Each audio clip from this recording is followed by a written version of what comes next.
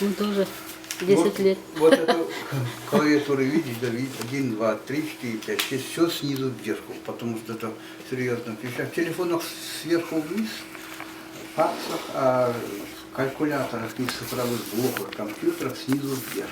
Вот. Значит, они хорошо выбрали клавиатуру. Ну, клавиатура, потому что вот это цифры прибавляются, ну, сложнее, еще несколько, еще больше.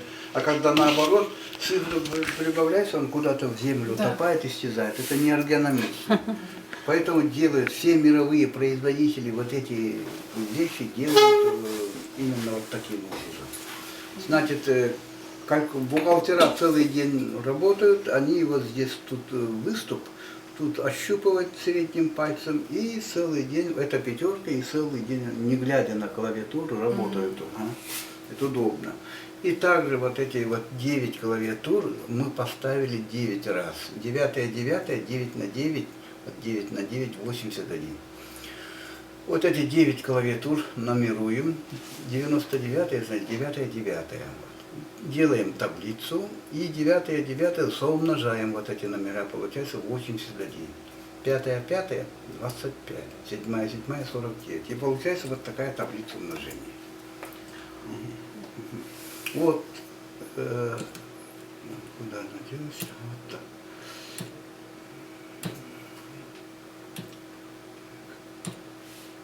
Вот такая таблица умножения. Надо двухразрядным, надо 0 писать. 1, 2, 3, 4, 5, 6, 7, 8, 9. Вот это все умножаем на 2. Вот, на 3, на 4, на 5, на 6, на 7, на 8, на 9. Вот. Вот это 7 умножаем на 2 будет 14. 1 умножаем на 2, 2. 2 на 2, 4. Да, понятно, вот это понятно, да? Вот 9 умножаем на 2. Ага. Когда на 3 умножаем, 27.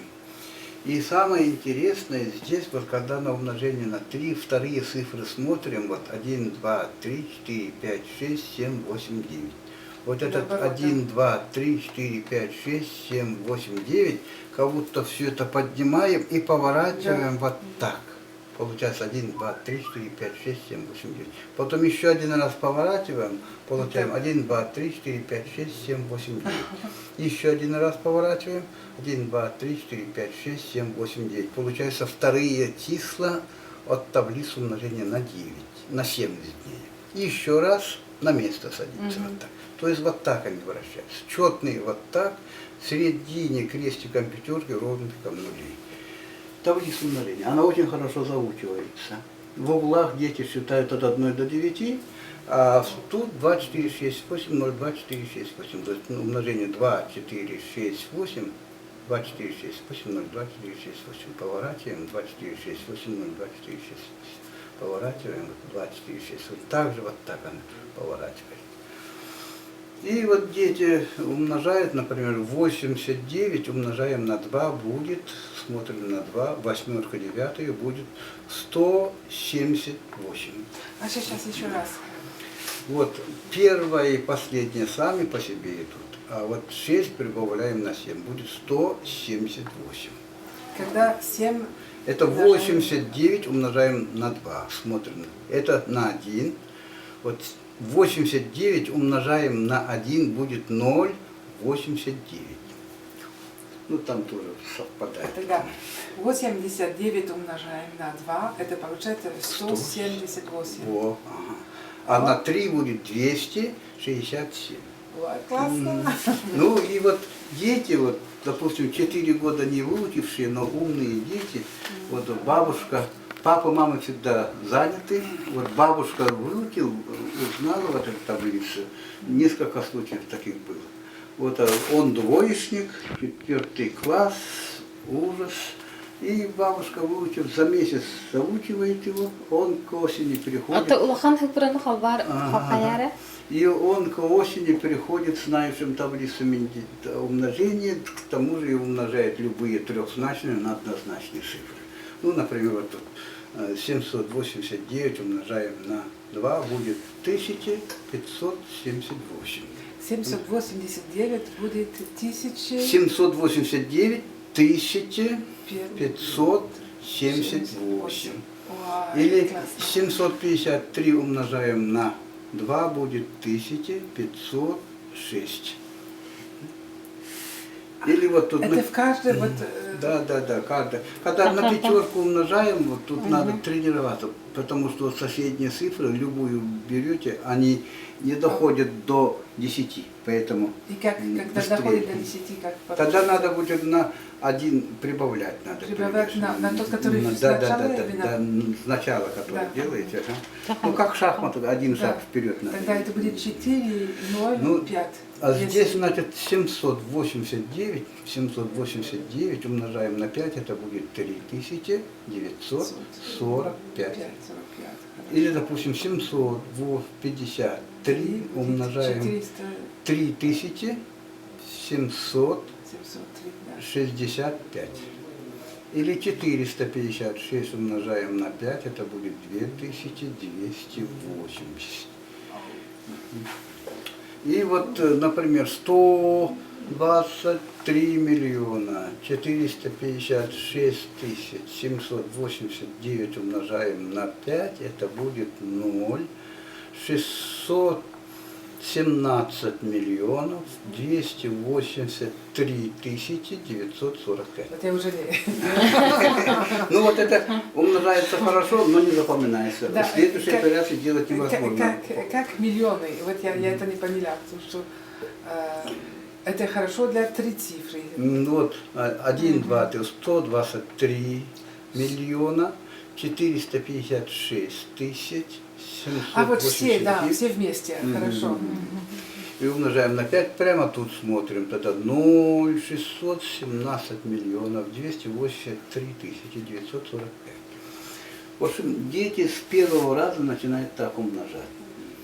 И очень быстро можно выучить наизусть таблицу умножения. А кто это нашел? Ну, вот это моя находка. Это вы, да? Ага. Просто ничего.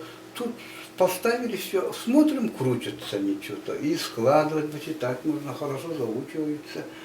Но потом мы нашли вот это, вот смотрите, вот эти 1, 2, 3, 4, 5, 6, 7, 8, 9. Вот повернули 1, 2, 3, 4, 5, 6, 7, 8. 1, 2, 3, 4, 5, Сейчас 6, понятно. вот она, ага. И четкие вот эти. Вот это таблица умножения до 100, это разложение двухразрядных чисел на простые соумножители. Так теоретически называется. То есть двухразрядные числа. Вот комбинация двухразрядных чисел, короче говоря. А когда таблицу умножения до 1000, вот эту таблицу умножения до 100 умножить надо еще на 1, 2, 3, 4, 5, 6, 7, 8, 9. Получается таблица умножения до 1000. Оказывается, там тоже такие же происходят вращения. А первый разряд это от 1 до 9 и четные 2, 4, 6, 8, 0, 2, 4, 6, 8. А это что? Вот это самая первая матрица. Да, вот, да. вот тут вращается 2, 4, 6, 8, 0, 2, 4, 6, 8. Да, Вот да, эти. это вторая. А Да. вот первая матрица. Вот, Да, значит, матрица основная и четные числа матрицы. Вот две матрицы. И А четные, четные? сумму, например, вот тут разложение двухразрядных, трехразрядных чисел. Сумму 81,9,2 получается атом урана, 92 электрона. И получается так, вот эти, если в благороженном атоме, вот эти 2 электрона, вот эти две матрицы, 8 электронов, вот эти 8 вращающихся, потом 18 электронов, вот эти вращающиеся центральные, вот тут 9, тут 8 вокруг центральных и еще один, 18 центральных атомов. Потом оставшиеся вот эти 8, 8, 8, 8, 32 электрона. И эти 8, 8, 8, 8, тоже 32 электрона. Оказывается, электрон соответствует этой матрице. А эта матрица, значит, 3 кварка протона, 3 кварка нейтрона, 3 кварка лямбда частицы и антикварки протонные, нейтронные лямбда частицы называют ур-частицы, изначальная частица. Это великий физик Саката вывел такую формулу. И, значит, вот эти кварк-антикварные 9 пар тоже соответствуют структуру строения электрона. Вот из этого выведена такая такой постулат. Электрон имеет такую же конструкцию, как и атомное ядро, вот которое вам такую книгу дали, да? Вот эту надо взять. Вот здесь есть вот эти таблицы, немножко расписывается все это дело. Ну, в природе атом урана, он радиоактивен. Здесь 9 электронов, то есть тут 8, тут 2 электрона. Когда атом попадает, например, в линейную молнию, такую линейную молнию, 20 сантиметров столб горящих атомов, говорят. И если попадается атом урана, то она начинает тут увеличиваться, ничего не происходит, когда они увеличиваются, и этот увеличивается, потому что вот эти внутренние 4 орбиты полностью заполненные. А когда вот не полностью заполненный уровень, увеличиваясь, захватываясь вот эти электроны и вот эти электроны, получается 32 электрона, становится благородный атом урана, в котором соответствуют условия возникновения, самовозникновения мощнейших квантовых компьютеров. Ну, вот так прямо формулировку такую делаю. И этот же умный атом схватывает вот этот столб со столба, все горящие атомы таким диаметром, и носит умная система. Это шаровая молния. Механизм возникновения шаровой молнии пытаемся объяснять тоже вот этим возникновением уранового квантового компьютера. Но этот, потому как все орбиты заполнены, это самый надежный атом. Оказывается, он находится, вот этот умный атом находится как третий глаз. Тут отметку делают сбоку, отсюда смотрят.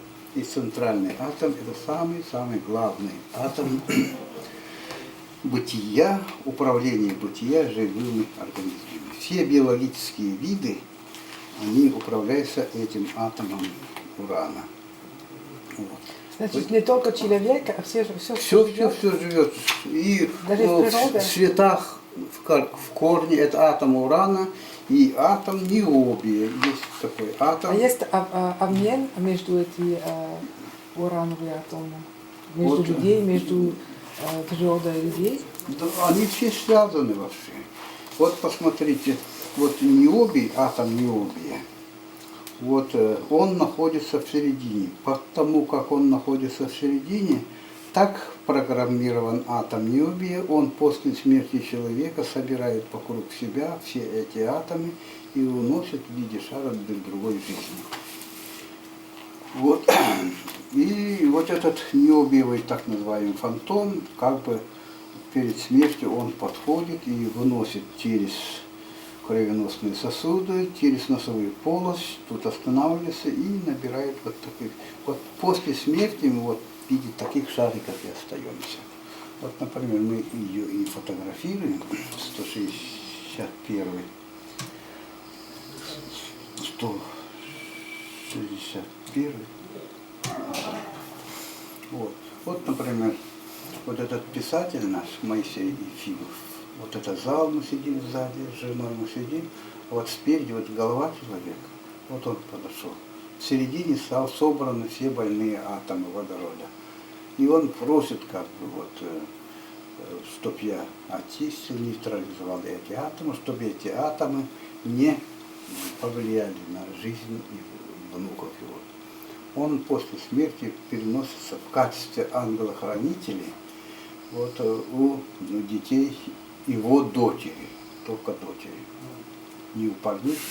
Вот, поэтому ангела-хранители у нас только дедушки нашей матери.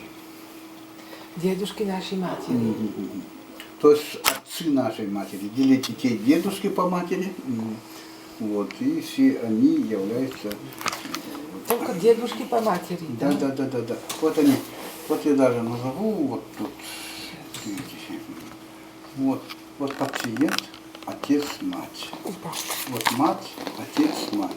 Вот эти... Сейчас я хочу снимать, чтобы это мне...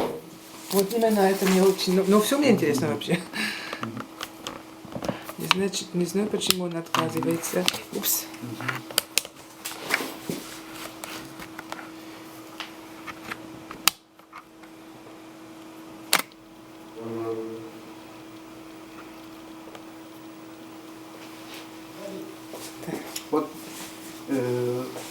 например, у нас нарисовано в самом начале вот этот центр таламического образования. Таламическое это внутри. Таламус внутри головы, уран находится, урановый квантовый компьютер УКК находится в центре этого таламического образования. Ну, ее мы можем показать, вот так обычно показывают, вот срез, схематический срез головы, вот этот таламус, и в таламусе вот мост, соединяющий левую и правую сторону. И в этом центре находится атом урана. Еще Декарт говорил, надо душу, надо человеческую искать в центре головного мозга. Ну вот это примерно мы и нашли. И вот когда входит второй уран от отца матери нашего, он смещается и он устанавливается тут. Потом еще дальние дедушки, только дедушки, являются до 9, тут собирается около таламического образования здесь. Вот второй вошедший У2 синдром, это отец матери. И потом еще двое входят, прадедушки. Потом еще 2 прапрадедушки, 4 дедушек, 7. И крайний, сейчас я покажу, вот кого я имею в виду. Ангелами-хранители – это абсолютный стандарт. Я пока еще ни у кого другого не находил. Вот. Значит, первым заходит отец матери, это ангелохранитель, в центре таламического образования. Потом входят вот эти 2 дедушки. Это прадедушки. Прадедушки да. по линии матери. Потом входят вот эти 4 прадедушки. Получается 7. И прадедушки, крайние прадедушки, других не бывает. Только вот эти. Это строго схематическая система, которые вот, ну, люди рождаются только от 2 особей. Поэтому эта схема строгая, строжайшая схема. Вот. Не со стороны отца, со стороны отца не бывает. Бывает только вот умершие не своей смертью, они, когда неупокоенные души, самому любимому человеку входят в качестве ангела-хранителей. Кстати говоря, потому как они по любви становятся ангелом-хранителем ему или ей, то они свои функции выполняют нежели тем обязаловка. То есть как будто они живут на бюджетной зарплате. Ну, сами знаете, как на бюджете работают люди, спустя рукава, в общем-то. Они от души помогают. Когда я спрашиваю, эта неупокоенная душа может вредить ему, может его вывести, нет, говорят они, а пусть остается, он помогает, может быть, даже Они помогают с самого рода? Нет, с самого рода бывает только один, в общем-то. Когда заболевание, тогда все, ну до 20, 15, 16 лет только один бывает, в общем-то. Вот так. Тут сидит один. Уран один, вот здесь. После рождения до взрослости один, потом какие-то проблемы возникают, он смещается, вот дед заходит, потом прадед и так далее. Тогда с самого начала только отца, мать. Отца, мать с самого начала. Ага. Вот, например, у вас, просим сейчас, вот у меня стучит, вот, у вас 3 помощника. Если вот фотографировал бы, надо вот конским хвостом помахать, немножко вот оттолкнуть, они сразу собираются и вот фотографировать можем вот эти шарики.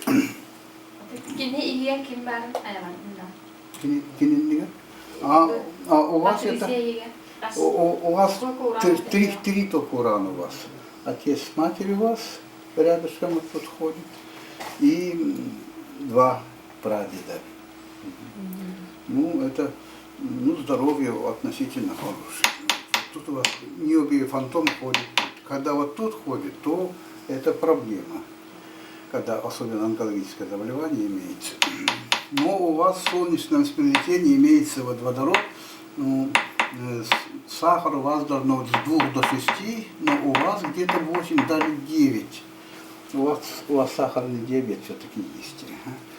И это, значит, в солнечном сплетении у нас вокруг солнечного сплетения находится 9 атомов. 87.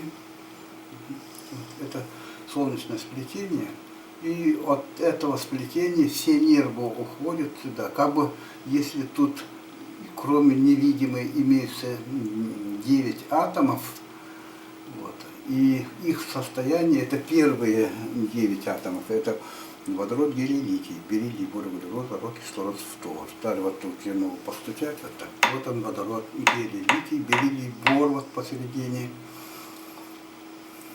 углерод, азот, кислород, фтор. Вот 9 атомов, они, их некорректная работа возбуждает самые экзотические заболевания. Системная красная воротянка, сахарный диабет. У вас, например, вот атом водорода некорректно работает. Я его вот предкам вашим, вам, предкам вам, до 6 дошло, 5, 4, 3, 2, 1 и 5, 3, 2, 1, 0. Все. Вот этот потенциал, он везде передается по этим нервным волокам, как будто электрические потенциалы. Это медицина не занимается этим. Медицина это вот только здесь, это не какой? в самом центре. Вот центр, вот аорта, вот этот центр. И, кстати говоря, вокруг это нервное сплетение, из нее выходят вот эти вот это, почки, они контролируются, межатомный контроль. Кроме этого, здесь находится, кроме этих 9 атомов, находится здесь вокруг теннисный шарик с размером отец-мать. Потом второй шарик, там находится третье поколение, не второе, а третье поколение 8. Потом чередуется 5, 7, потом 9, 11, 13, 15, 17, 19, 21, как с футбольный мяч размером. Там живут все наши предки. Около 3 предков они контролируют через эту нервную Они живут в нами, да? Они вот эти урановые, только урановые квантовые компьютеры. Они внутри нас живут, и они у нас... Я их знаю, я их чувствую. Да. А у вас, возможно, тогда еще и, например, есть вот так. Люди не зря занимаются вот такими вещами, ну, духовными знаниями тяготеют, потому что у них бывает, вот, например, у вас 1, 2, 3, 4, 5, 6, 7, 8, 9, 1, 2, 3, 4, 5, 6, 7, 8, 9. 9 у вас с 9-го поколения 18 ангелохранителей тоже. А вы сказали 3 вообще. 3 это в центре головного мозга, а вот в хребтовом портале, тут называем вот хребет, хребтовый портал, у якутов есть арахаттахиннах, вот хребет. Вот отсюда все связи идут как бы. Вот в нем вот живут ангелы-хранители типа вот эти неупокоенные души, откуда угодно могут быть, совсем другие люди тоже, любящие люди, случайной смертью умирают, не уходят и вот вселяются в человека в качестве ангела-хранителя. Это они только когда не случайно, да? Ну, случайно, не случайно, но когда вот человек, который вроде бы умер своей смертью, ну вот да, болеет человек, ну болеет, умер от этой болезни, казалось бы, но оказывается иногда бывает так, что он не доживает до того времени к приготовлению к уходу. Раньше все останавливались, а снаружи не видно, как будто он сам умер. А он, оказывается, тоже так же, как самоубийца или в аварии попали, остается неупокоенной душой, потому что он уходит неподготовленным. Вот это тоже, вот ниобиевый фантом, вот в середине находится, вот рубидий, стронций, иктрий, цирконий, ниобий, молибден, техниций, рутин, рудий. Потому как ниобий находится в середине этой девятки, всей таблицы, он программирован так, что только после смерти человека должен собрать вокруг себя все атомы и вывести для другой жизни. Вот так. Сперва выносит урановый квантовый компьютер, тут останавливается примерно где-то так, И мы у сотни вот таких рассматривали после смерти. Вот увеличивается в течение минуты, две, вот так увеличивается, вот такого размера доходит и исчезает. Это сразу после смерти. А вот Душа уходит. ангелы-хранители только мужчины. Не бывает, что они прабабушки. Бабушки бывают только в хребтовом портале, а в центральном портале, около таламического образования, абсолютно только мужики, только по линии матери, не по линии отца. А как узнавать о них? Кто Ну они? вот просто спросить можно. Вот, ну вот я говорю, вот эти 9, вот они и бывают, они вот прямо здравствуйте, или рука может вот так двигаться, можете сами тоже познавать. Вот, например, у вас, кроме этого, на хребтовом портале живет вот эта бабушка. То есть это отец, это дедушка по линии отца и бабушка по линии. Вот она у вас, ну, по-моему,